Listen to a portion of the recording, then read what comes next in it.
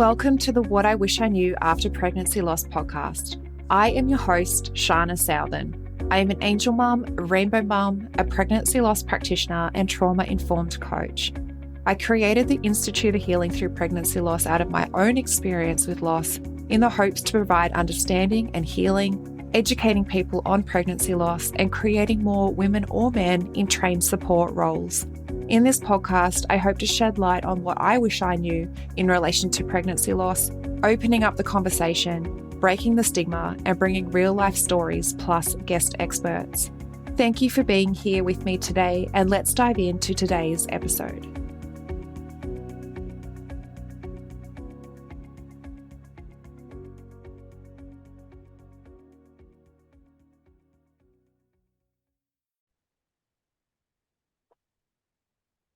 Welcome, beautiful souls, to the What I Wish I Knew After Pregnancy Loss podcast. Today, I have with me the lovely Beka Clayton. She's a mama to 3 boys, 2 she gets to raise and 1 in heaven. She's always been a writer, but after she lost her middle son, she felt like she found her passion for guiding lost mums to healing and understanding. Welcome to the show, Beka. Thank you so much for being here with us. Yeah, thanks for having me. I'm really excited. You're welcome. Did you want to share a little bit more about the path that kind of has led you to where you are today? Yeah, sure. And just like hearing you read like that intro already has me tearing up. So just, fair warning. Oh, I've told I've told my story so often, and I sit in a spot online where I'm constantly talking to moms about their own stories and retelling my story.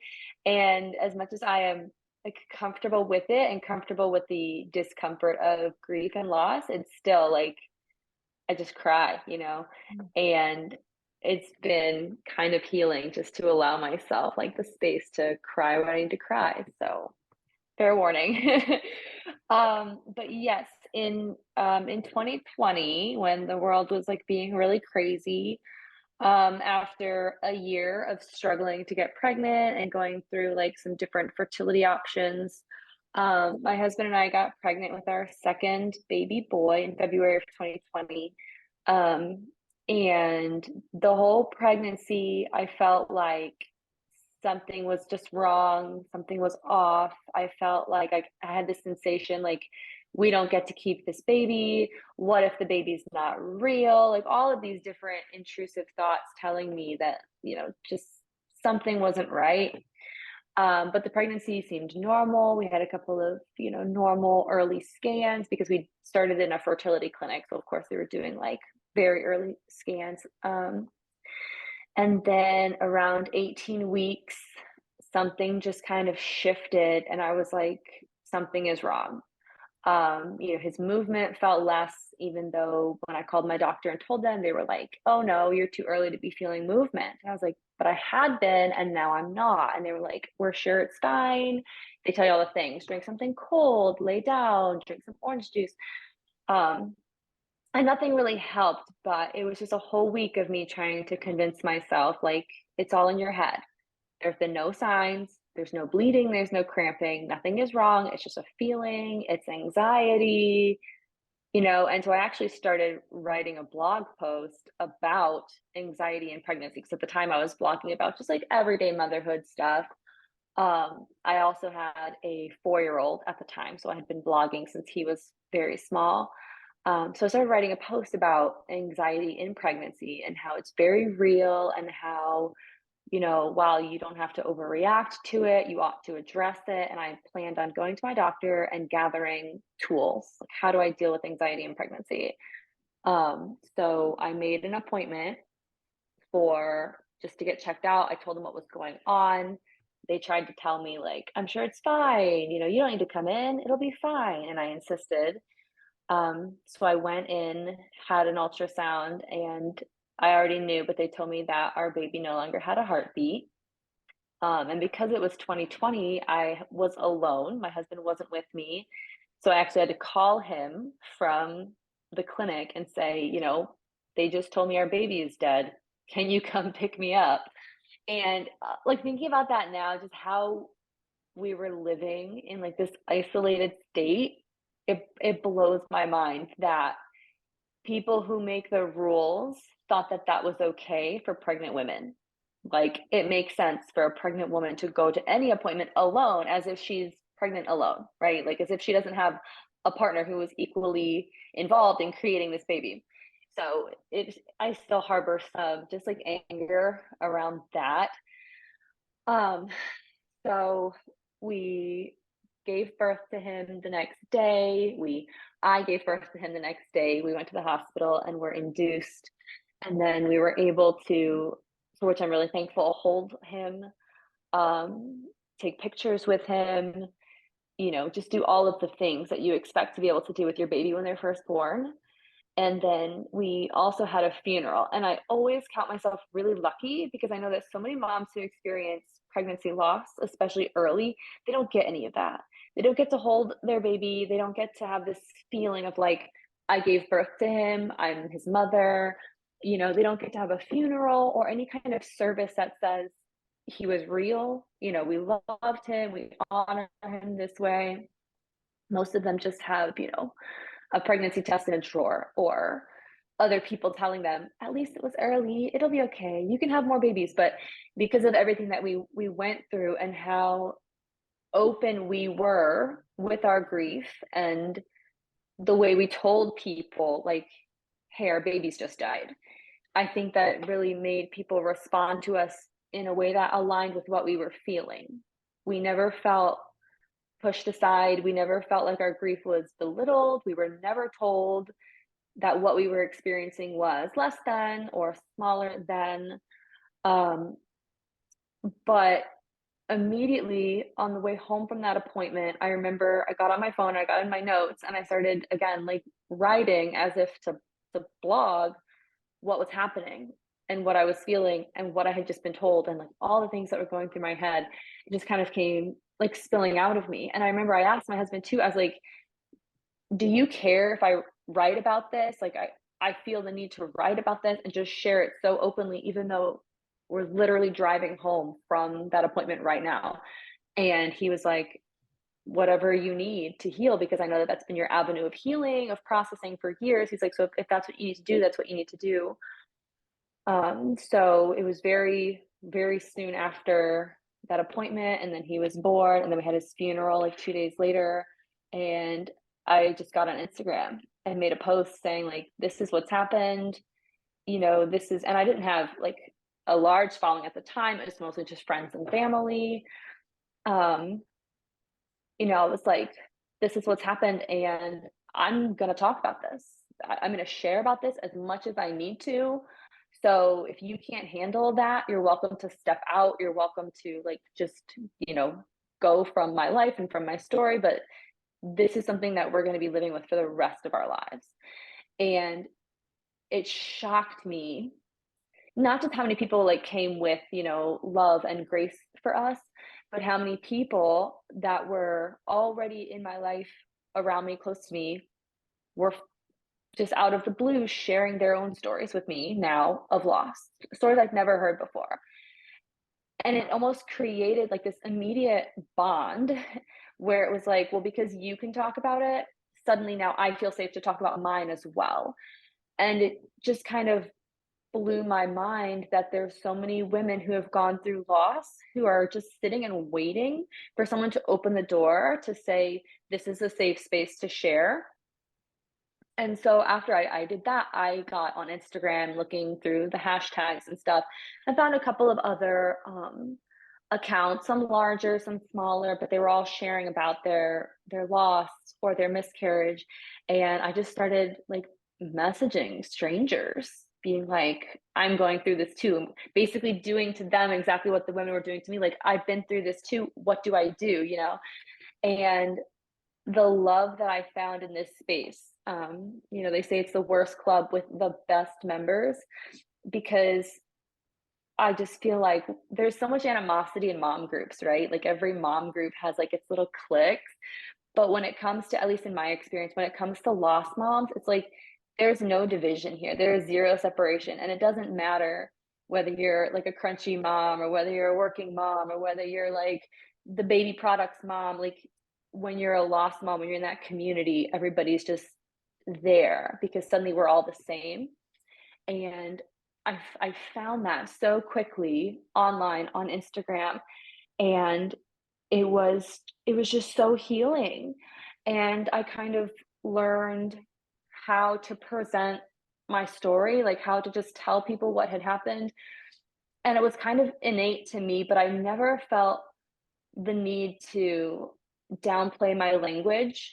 I never felt the need to censor myself. And I don't know if that was me, like something from inside of me, because I've always kind of been like a I don't really care what anyone else thinks. Like I'm gonna be loud and I'm gonna be opinionated. I'm gonna say what I want.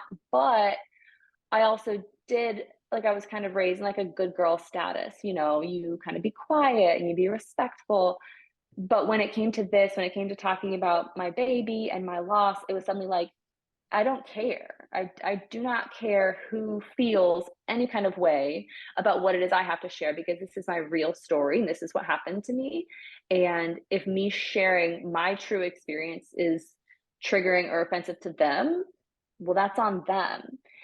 And I think part of that was just, me and my personality. And the other part was just the welcoming that I found in the lost community online. Again, I never had somebody try to correct me or try to like put down what I'd gone through or dismiss it with, oh, well, at least it was so early, or oh, it could have been worse. So it just kind of like lit this fire in me where I suddenly felt like I needed to be that for others, and obviously, so it's been 3 years now and there's been so much growth and so much change. But even looking back, I'm in awe of what it was I stepped up to do so quickly after having experienced loss, because there was the potential there for me to slink into a very dark, very low place. And I wanted to, and I could have, and yet I didn't, even, early on when the grief was very heavy and very dark. And I'm just so proud of myself for that. And that's what I try to be here still in this space online, like setting up and kind of giving to other women, because as much as I wish I was the last, like I haven't been and I'm not going to be. Um, and I've connected with so many amazing women and mothers who, like I said, have all walked through the same thing. And we're from different walks of life and we have different parenting styles and different opinions and different values. And yet it's like our losses just bond us together in a way that's truly unbelievable. So that's a little bit about me, how I got here. I love everything that you've shared. Like you gave me goosebumps quite a few times, and I know no one will be able to see, but I've just been nodding the whole time because Yeah. I love, you know, well, first I want to say thank you for sharing so openly and vulnerably about your story. And I'm so sorry that you had to be alone. And that, like, when you said, whoever made those rules, like, that was the most cruel thing. So many women were going through that time, Yeah. experiencing losses and going through that moment alone. I could only imagine that pain because obviously when I went through my loss, it was 2017. So I had my husband there with me and I could turn into him for that comfort. And I couldn't imagine not having that person there for like for me, like for you, and for so many others. So you didn't Yeah. have that person that you could turn into and go, oh my gosh, this is like the worst pain ever. Um, and I just, yeah, I completely do not understand their reasoning in terms of like why you wouldn't be allowed to Yeah. have your partner, the person that you live with anyway, the person that helped you create. Right.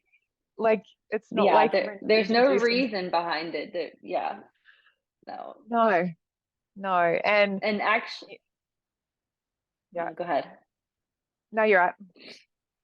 I was gonna say, so actually after that was our experience, and then about 7 or 8 months later, we were pregnant again, and so I'm going back into the same clinic, and it's still, at this point, it's, um, December of 2020, so further along, but still doing its crazy things.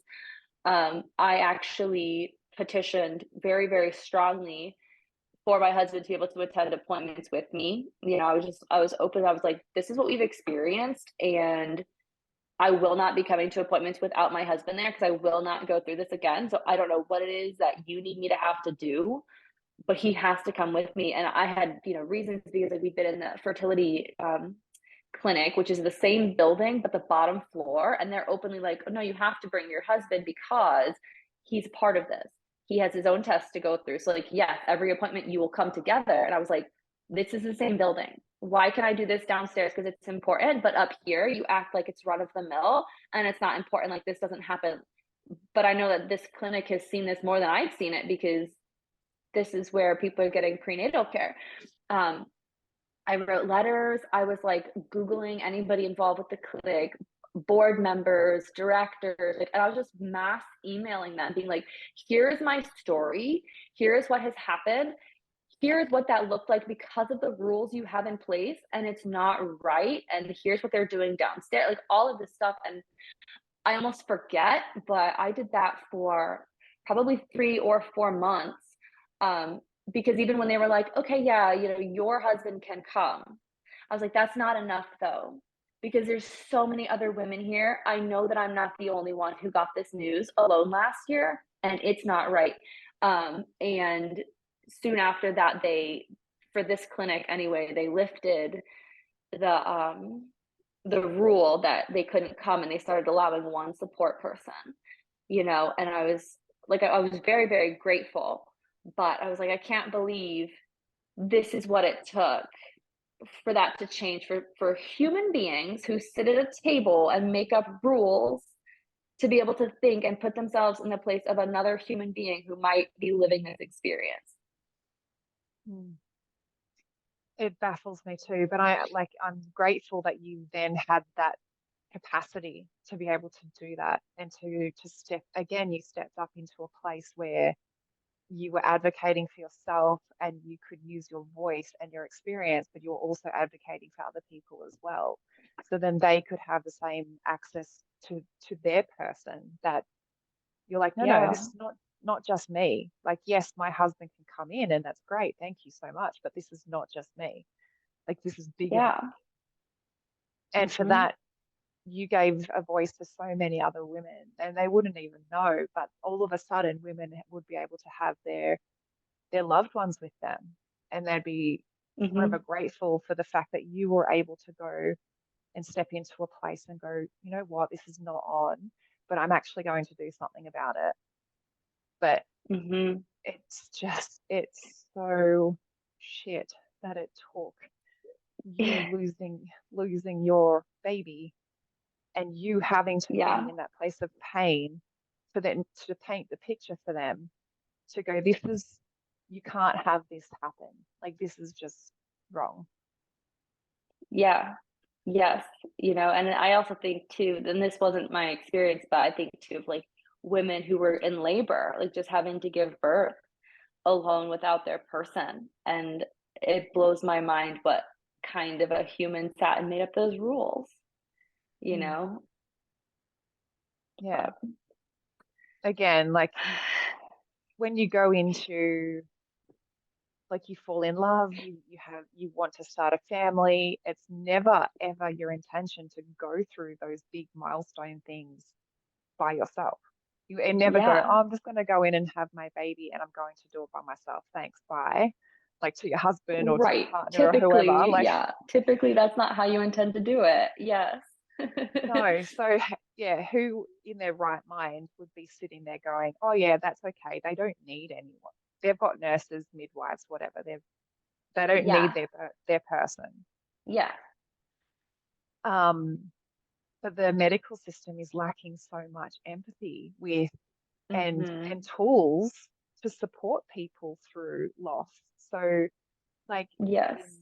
women who are going through obviously having to birth their child, and either the baby has died or they have stillbirth. Like the medical system isn't equipped. Yeah, So it's it's not, and that's actually something, and my experience, as I always say, was about as good as it could have been. Like, I was after that, when we went in for induction, my nurses were amazing. We were treated with love and empathy. They took pictures for us because pre-COVID, they had a photographer come in from Now I Lay Me Down to Sleep, a big stillbirth photography organization. I don't know if they're worldwide or if they're just in the US. But so they couldn't have them come in because of COVID protocol. But so the nurses took pictures and printed them, and like it was it was as perfect as it could have been.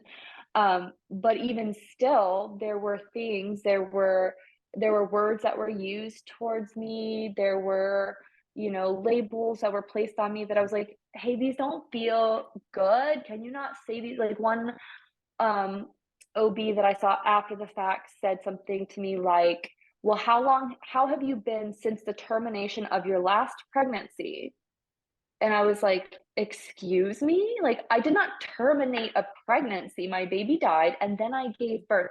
And I had to speak up and I said to her, please don't call it that. Like, I was kind of shocked that I had to say something. And again, I was like, I can't believe I'm saying this to her because typically I don't speak up to doctors. Like, it's just not what you do. And she thankfully was like, oh, sorry, what do you want me to say? I was like, well, I gave birth. You could call it birth, you know? And she was like, oh, okay. And that was that. But it blows my mind that I have to ask for that type of empathy. Like, I have to say to them, no, I view this as my baby who died.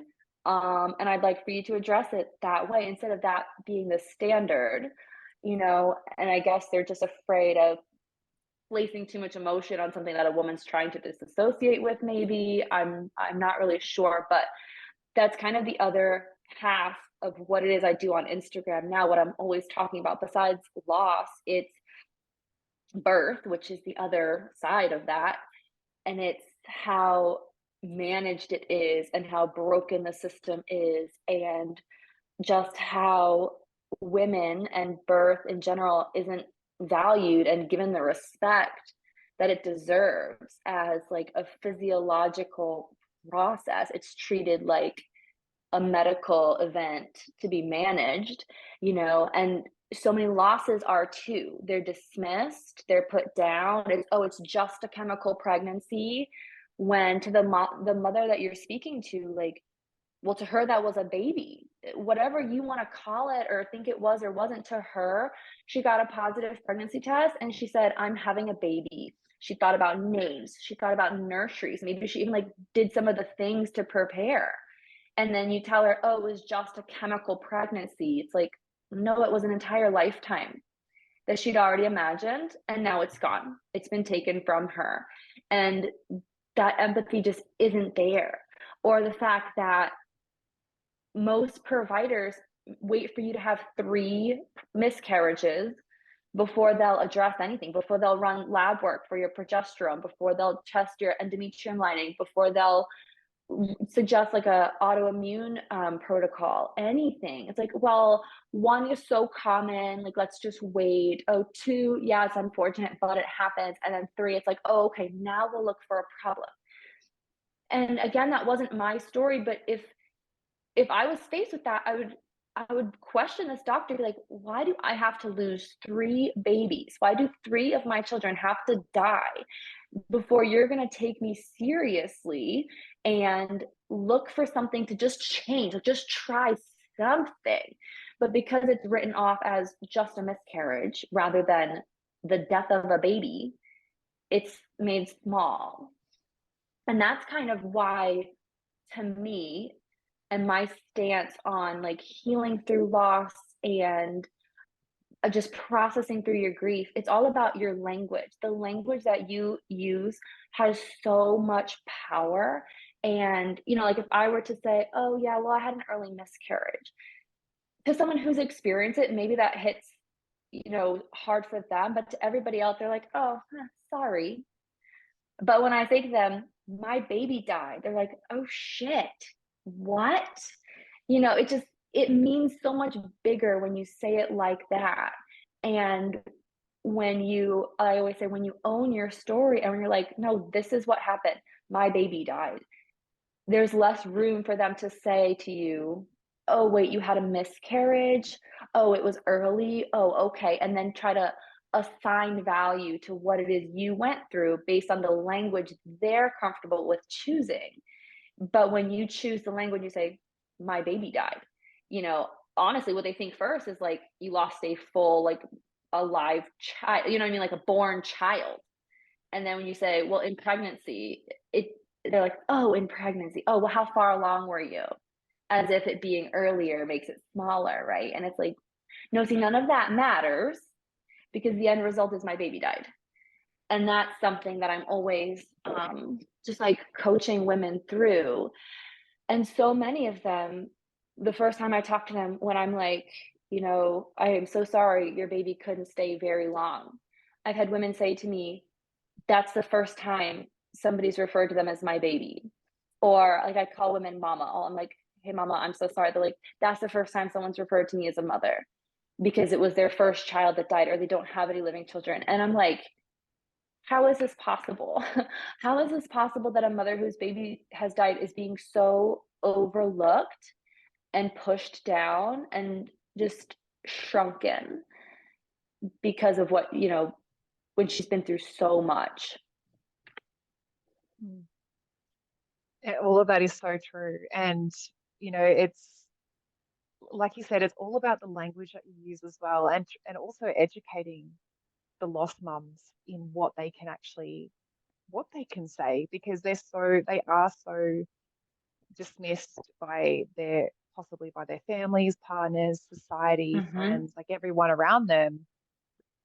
And, if they don't get the response that they might have been looking for the first time that they open up, then they're like, oh, I can't say anything else Yes, anymore because yes. it's not actually, no one wants to hear about it, or it was just dismissed and like diminished and Mhm. made small. Um, but it, like you said, when you say my baby died, and then they might come back with a follow-up question is like, oh, but like how pregnant were you? How far along? Yeah. How far along? Yeah. And then you just like, well, yeah, that shouldn't matter, because like you said, from the moment that you have that positive pregnancy test, you are a mum, and you Mhm. plan every single thing out in your head. I even planned how I was going to quit my job. Like it was Yeah, it's just like, huge life changes coming. Yeah. yeah. And and then within the couple of weeks after finding out that I was pregnant, we were, facing the reality that I'd lost it. And I didn't have a pregnant belly. I didn't have any of that outwardly to show, but I was very open in terms of like what I was experiencing. And I said it quite frankly, but I did really struggle with correcting people. I did really struggle Mm. with stopping people from saying, oh, at least it was early. Your body, it knows what it needs to do now for the next one. That was like, I would often just walk away and go, oh my gosh, like I'm in so much more pain now. Thank you. Um, I didn't have my voice at that moment to say what I really wanted to say. But Thanks. I feel, I feel like a lot of people find strength in you being able to voice so strongly your opinions and the way that you talk.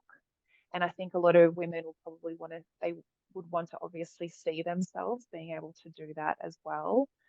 Mhm. So when you have those conversations with them, like in the DMs or however you do that, it gives them that sense of power and that sense of confidence to go, you know what? I am a mom. I can say, X, Mhm. Y, Z. I can do this. Like, and it gives them that sense of, power back, because when you go through loss, you feel like everything's stripped away from you because no one wants to acknowledge it. Yeah. Yeah, and that always comes from those people outside of, the lost community who haven't experienced it thinking, "Oh, I have to make them feel better." So my comforting phrase is, "At least it was early," "Well, maybe it would have been sick, maybe this is for the better, maybe this is God's plan," or whatever they have to say, but when I see that, I just think to myself, "You're uncomfortable with my grief, and you're trying to placate yourself and make it make sense in your own head. What you're saying isn't actually for me. It's not because you love me and want me to feel better. It's because you're uncomfortable and you want to make it make sense. You no longer want to be uncomfortable, which is completely unfair. But that's why people shut down moms or don't receive it when they share those stories with them, and they don't create like a safe validating space for a lost mom to share. So that's the other thing I'm always talking about, because I do have quite a few people who follow me who are not lost moms, and I want them to know, hey, don't say these things. These things are hurtful. These things don't feel good, and they don't mean to us what you think they mean when you say them out loud.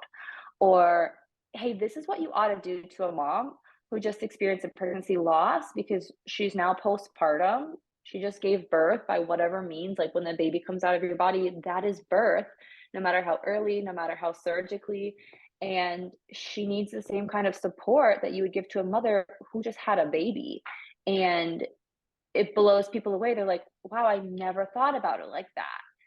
And I'm like, well, how unfair, because this is how it is. And to me, it's so simple.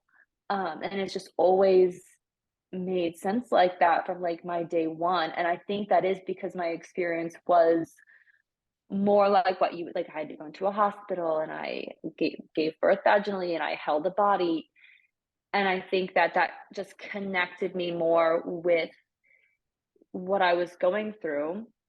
But then also I was 19 weeks along, so it's like right in the middle, right? So some people think that that's early, some people think that that's late term, but it just created this feeling of like, oh, it really doesn't matter. Because yeah, to some people that's far along. Like if they had a 6-week loss, my 19-week loss sounds so much farther along. But if they had a full term loss, my 19-week loss sounds not so far along. So it's all about your perspective of it. And I think that just the world as a whole, when they're viewing lost moms, like there's a perspective shift that needs to happen. That way lost moms have the space to grieve, because as you know, you can't move through feelings if you're not allowed to feel them.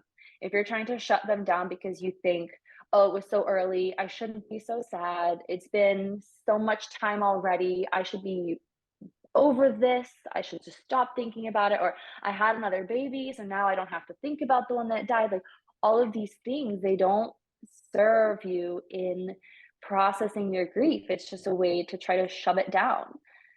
And that doesn't work with feelings. No, it doesn't work with feelings. It doesn't work with how your body naturally wants to actually work. Mm. And when you are shoving and suppressing everything on that massive experience, it's going to hinder your mental, emotional health, and it's going to start to hinder your physical health as well. Mhm. And like you said, you're not given permission from the outside world to feel that, because, my pregnancy was 7 weeks, and they're like, so no one actually knew I was pregnant. So Mm. why am I allowed to grieve? Because there was Yeah. nothing there. Um, and I'm just like, no, like I'm grieving and I know this is Yeah. grieving. Like I'm allowed to be here. And I think I took 5 weeks off work because I was like, I'm grieving. I am Good going for to spend you. the time that I need to Yeah. process this. Um, but you don't, unless I guess you have that awareness for yourself, maybe prior, that you're allowed to do that. You're allowed to feel those emotions and you're allowed to go through the process. Society just wants you to go back to life. Like you just Mhm. do however it was that you did it before, you do that again. Yeah. And don't break down, don't show emotion. Don't be sad. Just yeah, Yeah. because we can't handle it. And that's And exactly what it is. They don't know what to do with your grief, but if it's like, well, if you recognize that this has nothing to do with you, it takes pressure off of you having to find the right thing to say or the right thing to do. Like, just create space. Let me let me be sad, let me grieve, let me feel these things.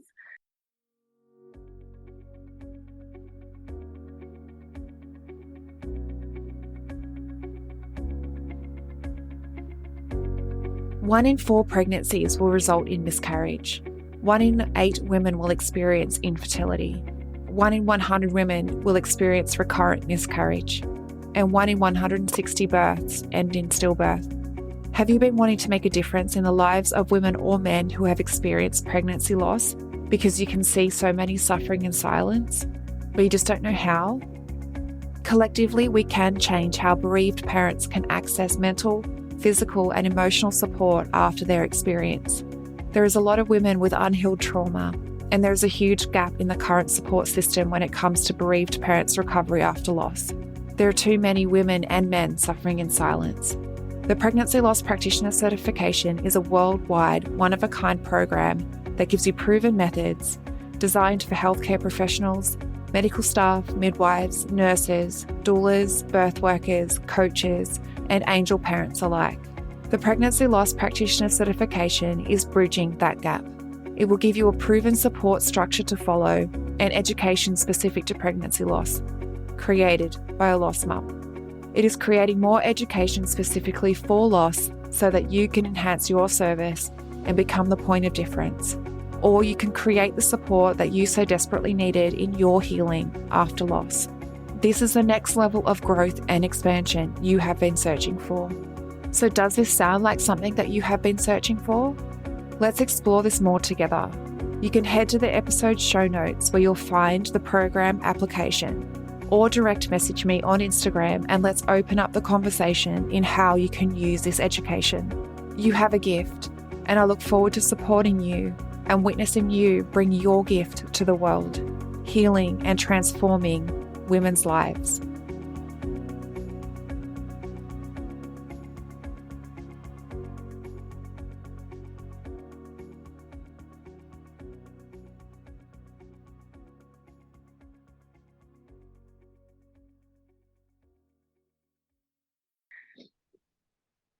Yeah.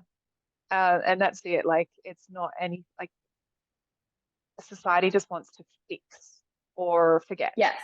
I'll just fix you, or we'll just forget that this all happened, and then we'll just go about our merry way. And yeah, it doesn't work like that. It might work short term where you're maybe keeping distracted, you're not feeling the feelings, but then at some point it is going to come back, Mm. and your body and your mind and your spirit, they're all going to say, you need to process this. You need to do something Yes. about this.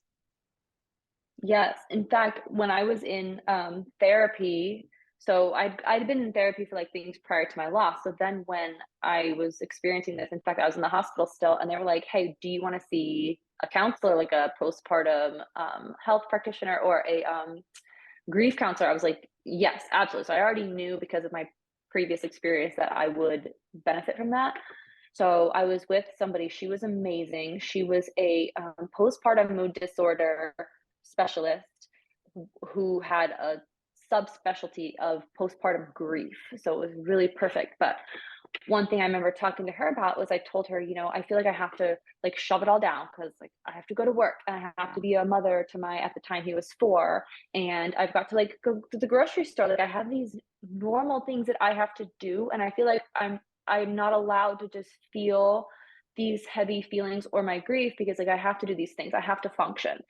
And she told me that you have to schedule a time. Schedule a time. I wrote it in my calendar, like an actual appointment where you plan to sit with your feelings and you plan to feel whatever wants to come up. So then when you're at the grocery store and you feel a grief wave coming over you and you feel like, okay, I don't really want to cry right here. I'm trying to buy bananas. Let me just like push this down. You know what? I'll take care of this at 6 p.m. tonight. after we've had our dinner at 6 p.m. tonight, I will sit with whatever these feelings are. And just that, like, thinking of, let me just postpone this, brought so much relief and a feeling of like, okay, I'm not pushing this away. I will deal with it. I'm just setting it aside. And then usually by the time I went to like sit with my feelings, I found that it had kind of passed. But I still gave myself that time of like, hey, it's my feelings time. I'm going to go sit outside with a hot drink or just, a blanket, whatever I need. And I'm just going to sit here and let feelings wash over me. And I mean, I still do that sometimes because on days that are just heavier, whether it's Miles' birthday or his due date or like the wave of light, um, I feel like throughout those days and even the days leading up to them, I'm feeling really like there's pressure building, and every little thing makes me want to cry, and I just feel super emotional and super vulnerable, and I kind of want to withdraw and shut down, and I almost don't realize what's happening until, like, I'm about to break, and then I'm like, "Oh, this is what it is, like, these feelings are trying to wash over me, and I'm not letting them, so let me set aside some time to just go and feel these out," because that's the only way to move through them, is to feel them. Mm. Yeah, I like what you said. I like that whole concept. It's come up a few times in a few different topics that I've spoken about with other people as well. Um, there was one, she's a lactation consultant for lost moms. And obviously, some women go through the whole lactation process. And she said to use that Mhm. time as your emotions time, the time that you might have to express. And obviously, you don't have the baby there, use that time as your feelings time. And, you know, there was another time I was talking with someone else just recently as well, and she was like talking about scheduling. We talked about scheduling your worries and scheduling the feelings, and because we often have these thoughts, these feelings come in, and we're busy at the time. We're like, oh, I can't do it. So you kind of just push it all in. And Yeah. then a week goes by and you're like, oh my gosh, everything's heavy, everything's overwhelming. I'm snapping at random things, I'm crying at random Mm. things. Like, what is happening to my body? I feel so broken. And then it's because for that whole week, you've just like shoved everything back in, and your body's like, not Yeah. anymore. Like, we need to do something about this now. But it's not until it gets to that the boiling point, like the point where that volcano is about to erupt, that you realize, oh, okay, this is what it is. And then having that beautiful practice in in your back pocket, just like you said, literally carve out some time on your Mhm. calendar and you sit and that's all you do in that moment. It's very powerful because that's what your body needs you to do. Your body needs the emotions, the thoughts, everything, the feelings, they're all coming to you to be seen, to be felt. And like Mhm. you said, they literally just wash over you when you give them the time and space. They wash over you and then they're gone. So Yeah. then you're not pushing them back in and then going weeks, months, years with this heavy, restricted feeling inside of your body. You can actually feel that sense of calm and peace because you've given them the space that Mhm. they needed. Yeah.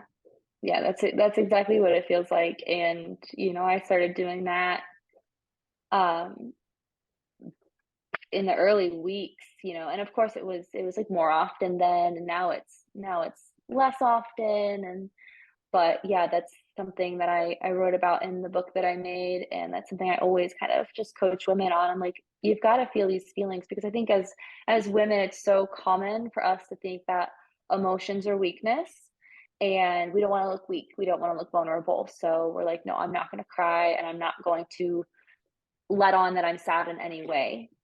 And we've just been kind of taught that our emotions are bad and they're negative, and we shouldn't feel them or express them. Um, and it's such a disservice to anybody, but especially women who are dealing with such heavy grief like that.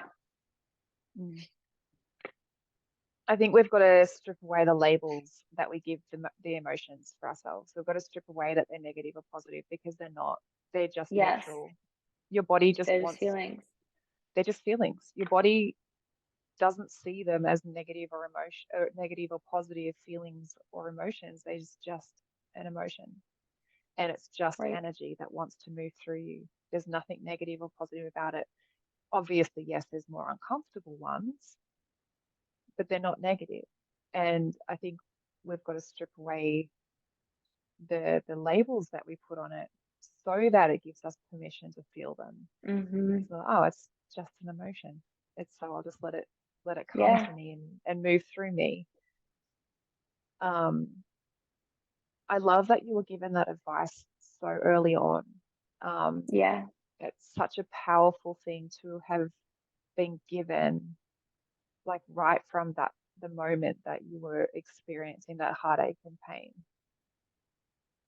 Yeah, actually, the therapist that I saw expressed that I was there very early, because obviously in every session it was so emotional, and some of them I just cried and cried and cried, and she was like, "Well, at this point, this early on," it was like a week after. She's like, "It's going to be hard to separate what's normal grief, what's normal, postpartum, hormones, versus what's like a mood disorder, so like a postpartum depression or postpartum anxiety, or if your grief is starting to become debilitating." She's like, because she's like, most of the time women don't see me until it's been at least 4 weeks. They try to wait out like that fresh postpartum phase, see if it kind of regulates itself.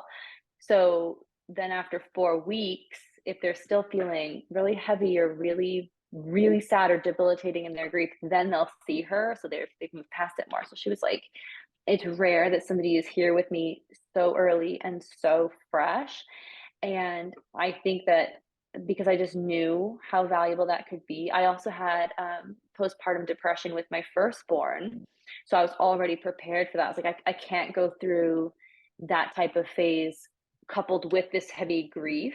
I just don't think I'll make it. So that's why I was so proactive about getting in there. But I think that it was really helpful. And I just imagine what my whole grieving process could have looked like if I had tried to go it alone from day one and waited until I was in such a low place that I felt like I couldn't cope, and then was like reaching out for a lifeline rather than being proactive and saying, let me set myself up in the best way possible here. And I kind of credit that with how and why I feel this passion to like do the same for other mothers. I mean, I have some moms who message me in real time, like as they're starting to bleed, and they're like, I'm scared, I don't know what's happening, or as they're just leaving their appointment where their doctors told them that they've miscarried, and so it's so fresh for some of them. And I just think that, how different I would look and how different I'd be able to or not be able to show up for them if I hadn't been given those tools so early and kind of seen how valuable they can be in those early days, to where I feel comfortable offering them, and I kind of know how to offer them. So it's not in like a, hey, this will fix you kind of a way, but in a, when you're ready, these tools are here and these things are here because you may need them, but only when you're ready. Because if you're not ready, then somebody telling you like, hey, here's how you heal, here's all the things, it can feel really pushy and dismissive, just like somebody saying, oh, you should be over it by now, you should be fully healed by now. So yeah, I consider myself fortunate that I was offered that so early, and I think that's because I was in a hospital in like a birth setting, rather than so many women who are sent home to deal with giving birth, or passing their baby alone, and then they're not followed up with at Mm. all, maybe once like 6 weeks later. But Yeah. I didn't get a follow up, just saying. Like, uh I was out of the doctors, out of the hospital after my DNC, no follow up. Um, I'm so and sorry. yeah, thank you. It's it is obviously, it was a really, dark experience for me, but I am grateful that there is places out there that do offer that support.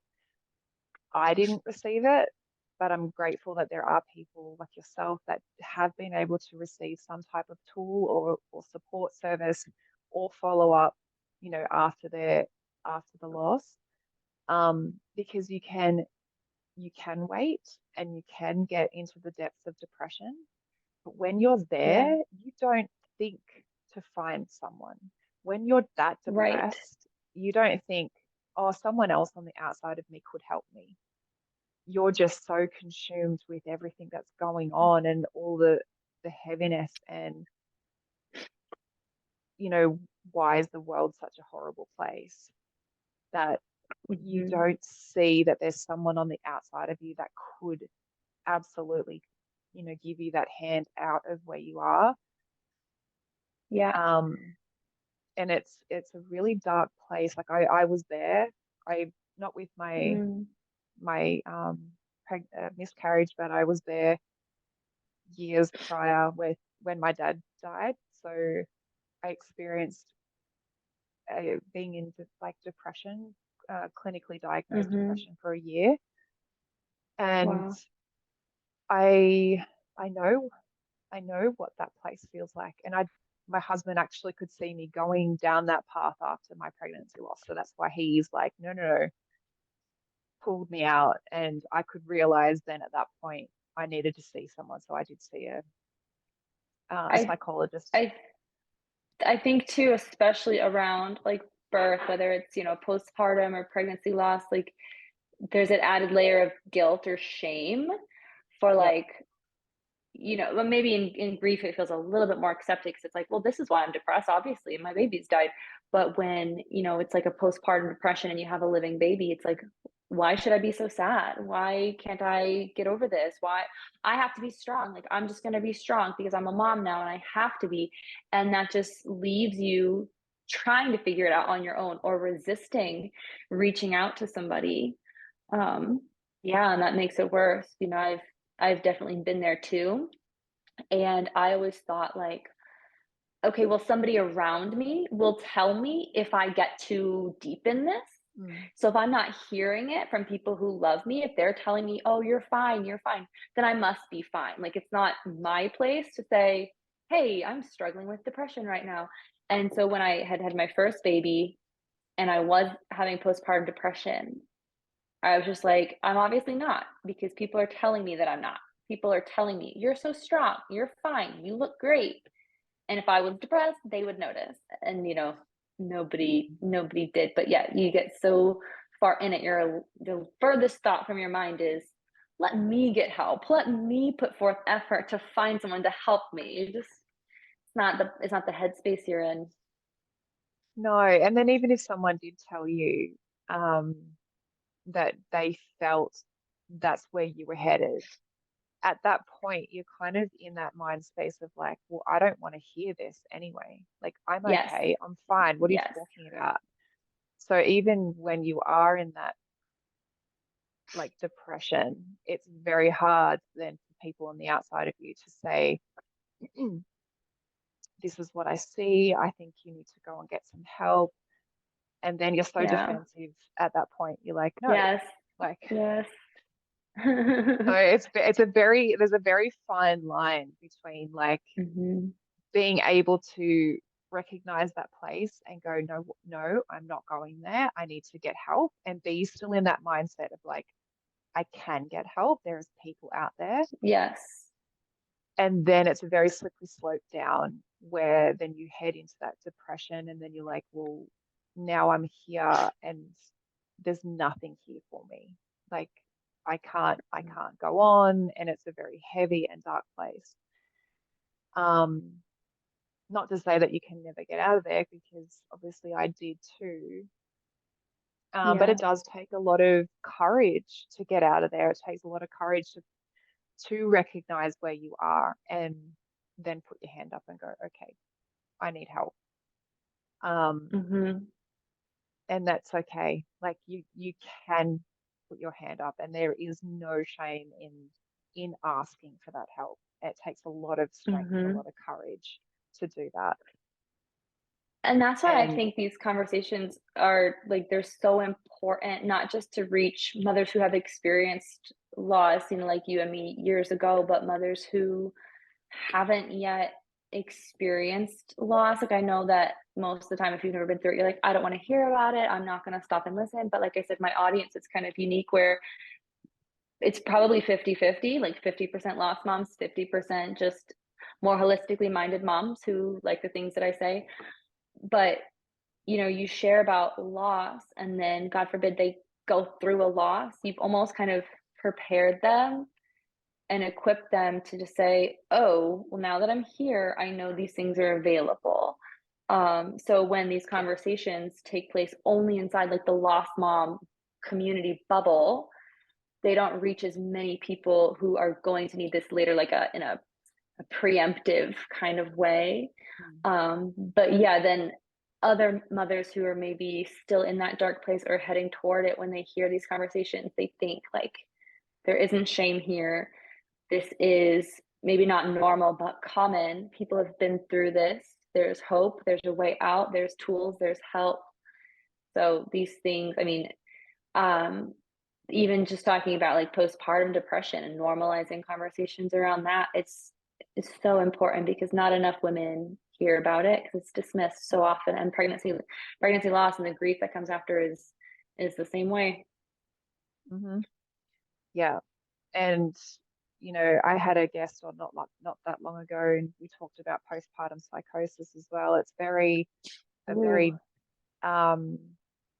very rare case, but it happens, and it happened to the guest that I had on. And going through multiple losses and also some earthside babies as well. She experienced postpartum psychosis in amongst all of that, and it is they're topics that aren't talked about. Yeah.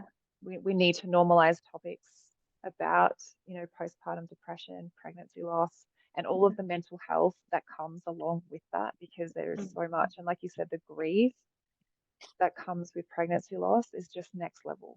There's so Yes. much intertwined in that, so much that you grieve in that, that is just different to, I think it like you go through the same processes really, but it's the grief that I felt when I lost my dad is different to the grief that I felt when I lost my baby. Yes.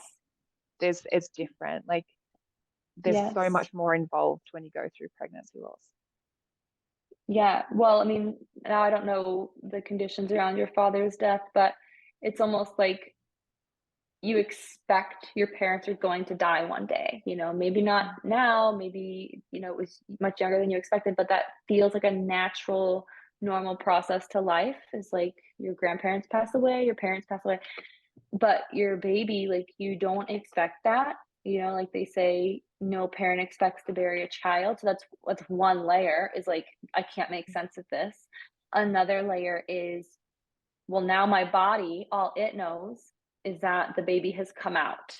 I'm no longer pregnant, which means I should be holding a baby. In fact, I made a reel about this just a couple weeks ago, and the response to it was like just overwhelming of women just being like, whoa, I've never heard it said that way. But it's like you have this craving for the child that you just gave birth to. Your body expects to have the hormones doing the thing. It expects to make milk. It expects to like that craving that makes mothers want to hold their babies close and wear them all day and contact nap with them and like co-sleep with them. That's all still there. All of that biological response is still there, but your baby's not. So your brain is just like, what do I do? And your body's like, what do I do with all this stuff? So it's just another layer.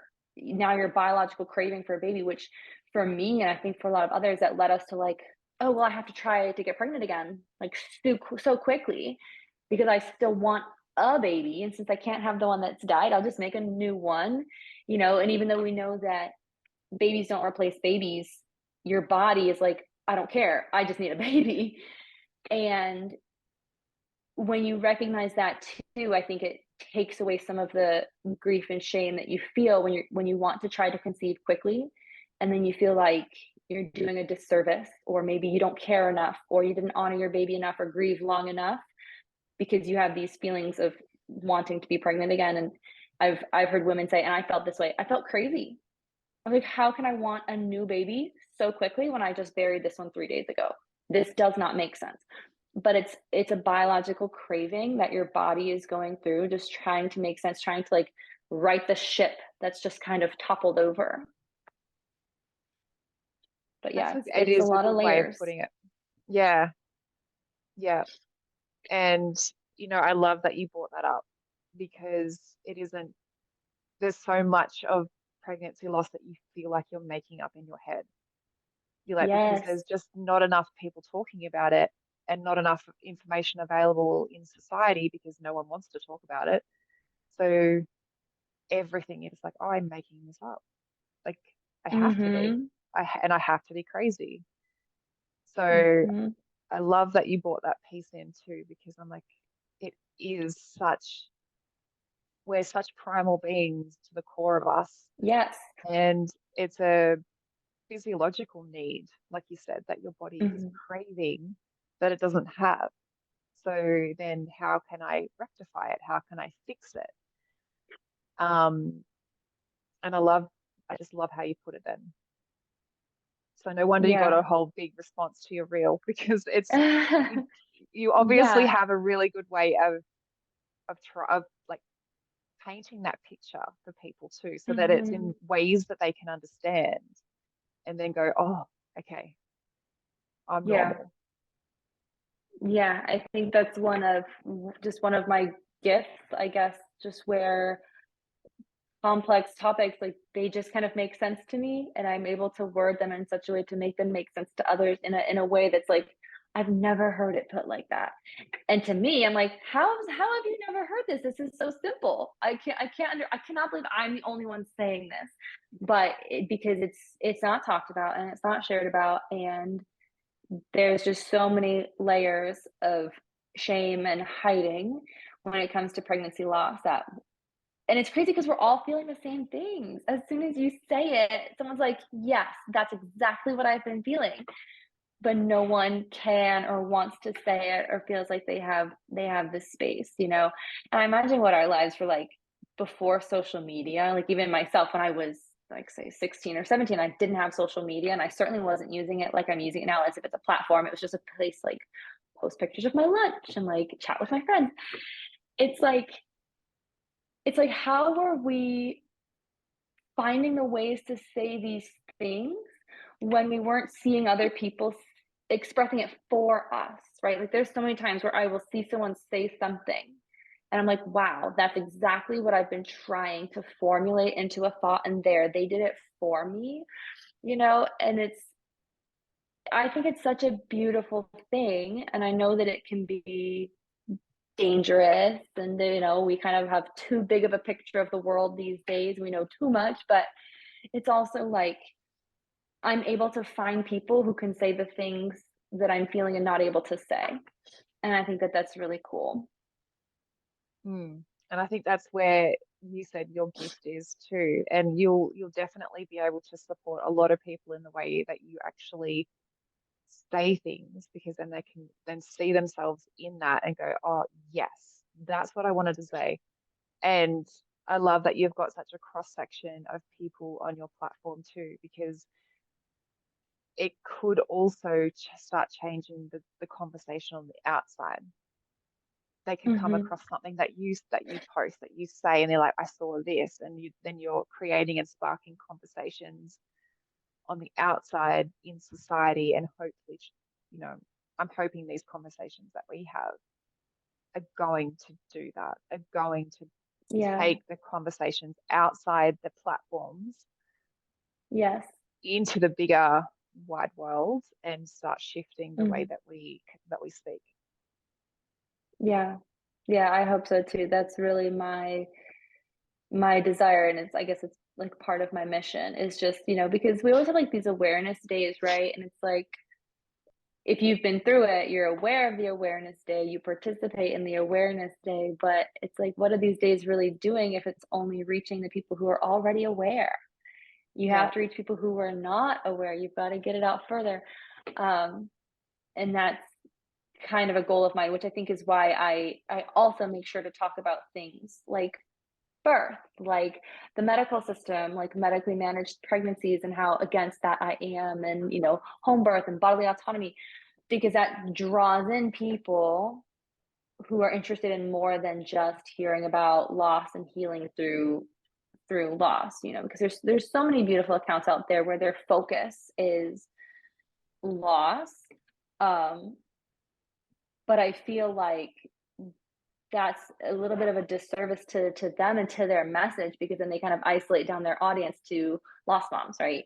Who, Mm. yes, they need to be, they need guidance, they need to be served, and they need things from others, but also the message has to get out beyond that and reach other people.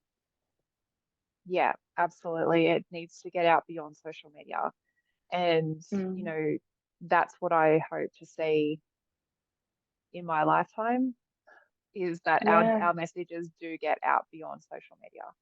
Um, because like yeah, you said, it is a beautiful thing. Social media is an incredible tool um, to have these conversations, but you do want it to reach beyond just the people that are experiencing it. Because yeah. if you're, like you said, if you're only reaching the people that are experiencing it, yes, you're serving them, but you're not shifting anything else. And Hmm. the goal is to start to, bring this awareness to those that haven't experienced loss in so many different professions. Like, you want workplaces, medical systems, stuff Yeah, to change, so that yes.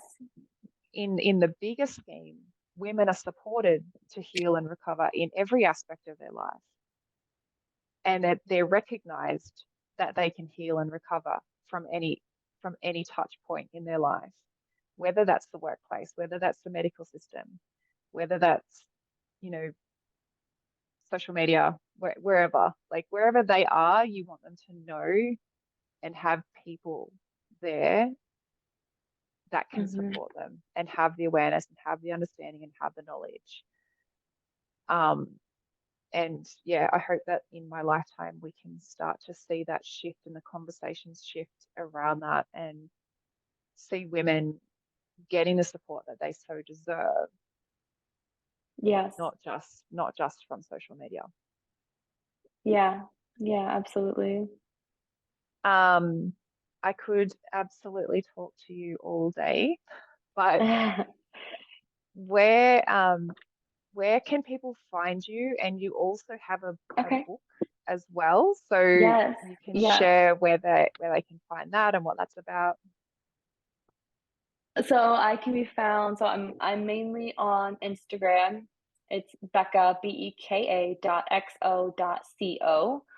But then I also have a website that is bekaxo.com, where I've got some different blog posts and just resources that I've shared. Um, but my book it's a downloadable e-guide where I've just filled it with all of the tools and all of the things that I was learning, whether it was from my therapist or from other lost moms online or just like from my own experience. And I just compiled it together to say, this is what I wish somebody had handed me in the hospital after birth, instead of that silly pamphlet about, like, you just had a miscarriage, here's what you do next, that was just full of very superficial, wishy-washy things that did not prepare me, and I think I just laughed and threw it away. But the book that I wrote, it's a true guide of, here's how you start organizing your grief, uncovering your feelings, giving all of your feelings a title, like identifying each one, whether it's your anger or your sadness or your guilt and shame, like whatever those things are, unpacking it, making sense of it so that you can process through it. And it's so many tools, for lost moms, and it doesn't matter if your loss was last week or 4 years ago. I just think that there's a lot of value in it.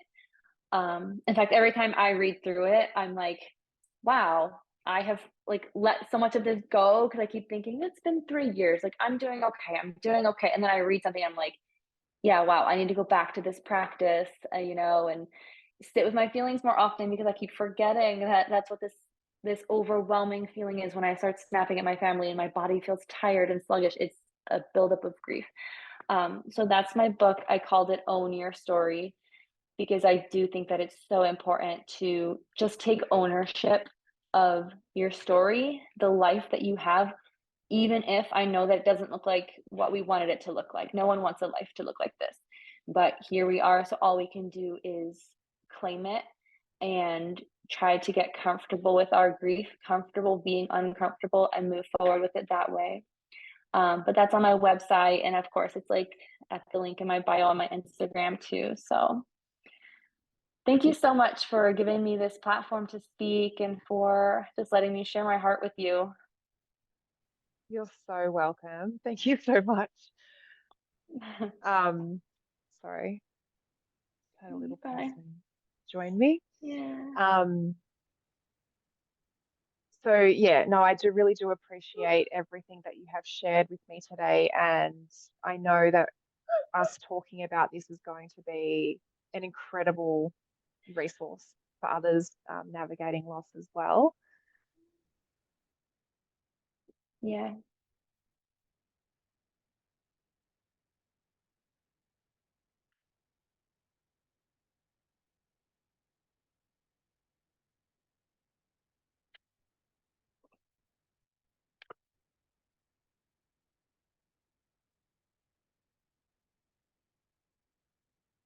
Sweet baby. That's motherhood right there. You're always working. I don't know if you saw my I know. 6-year-old came and gave me a paintbrush probably 15 minutes in. He's like, I found this on the floor. Like, this is the most important thing right now is this paintbrush he handed me. Yes. Yeah. She wanted a cookie, and because I kept, Oh. she Mm-hmm. like Mm-hmm. she started crying. Yeah.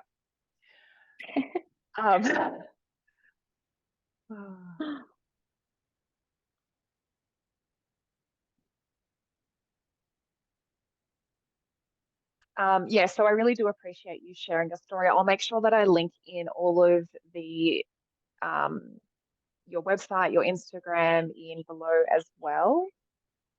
So everyone is only one click away from you, and you're always open in your DMs to them reaching out and having a chat with you anyway. And your book sounds amazing. It sounds like an incredible resource. So I do invite, Yeah, thank you. that's all right. I invite those listening in. If that's something that you feel like you need, definitely take that up. Um, I'll just end on one question. What do you wish you knew after experiencing your pregnancy loss? I wish I knew that the feeling of the pain that you experience in the beginning, it never goes away because there's no fixing it, but you get accustomed to it and it just starts to feel like a normal part of you that sometimes you hardly notice it anymore. But in the beginning, I searched so hard. How do I fix this? How do I fix this?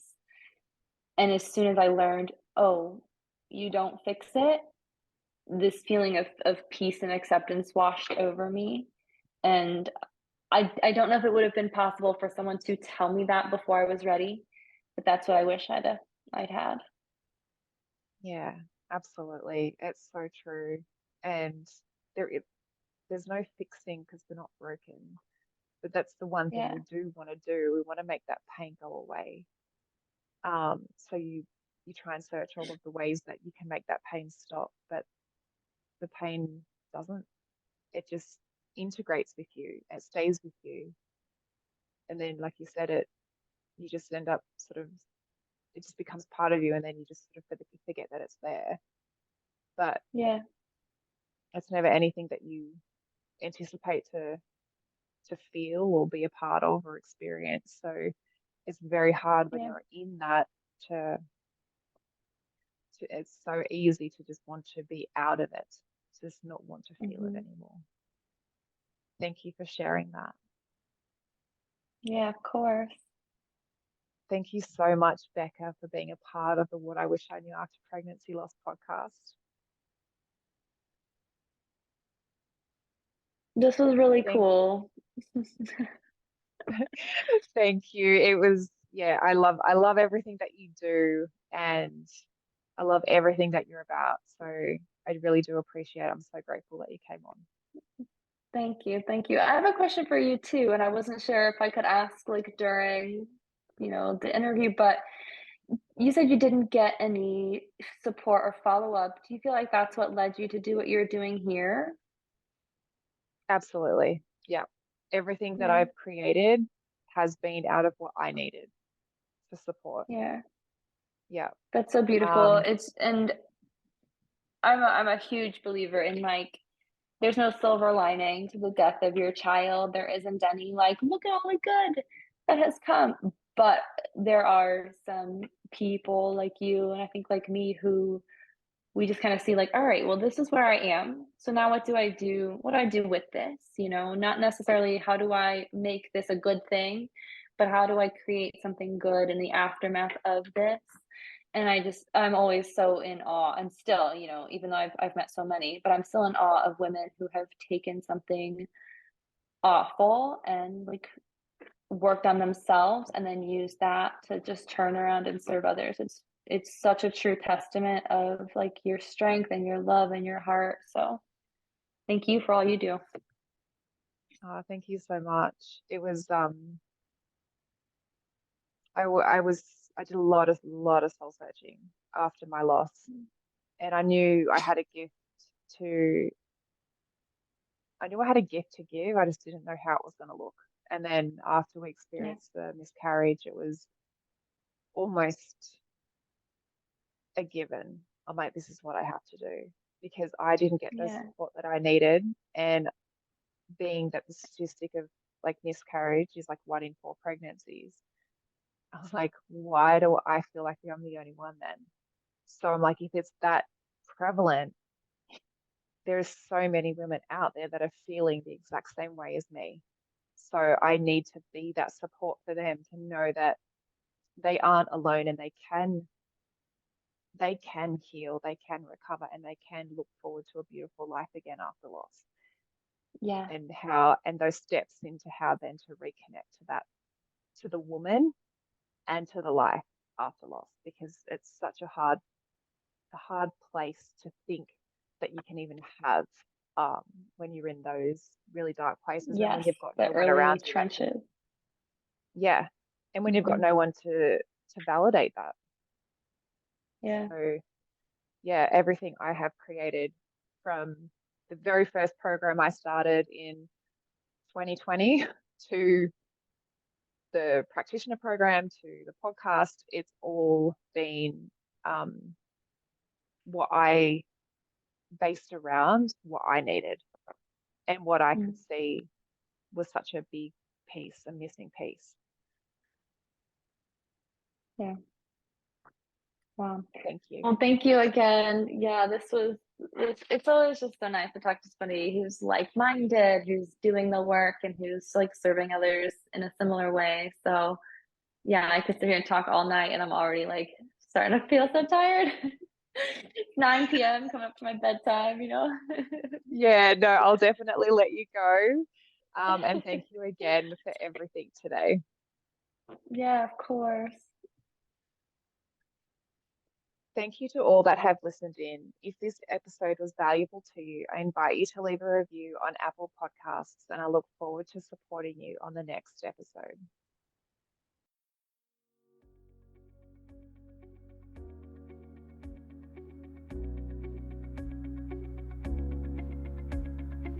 Thank you for listening in with me today. I hope you found this episode helpful. If you did, I would absolutely love to hear from you. Take a screenshot of this episode, share it to social media, and tag me at Institute of Healing_PL. I love seeing what is resonating with you right now. If you want to chat further, I invite you to connect with me through Instagram. Head over and follow my Instagram account, send me a DM, and let's open the communication. If you want to know more about how you can be the support for others, head to the show notes and fill out the application form for the Pregnancy Loss Practitioner certification. I want to also note here that what I share within the episodes is not medical advice. If you need further support, please consult your doctor. Thank you again. Much love to you. Be gentle with yourself, and I look forward to supporting you on the next episode.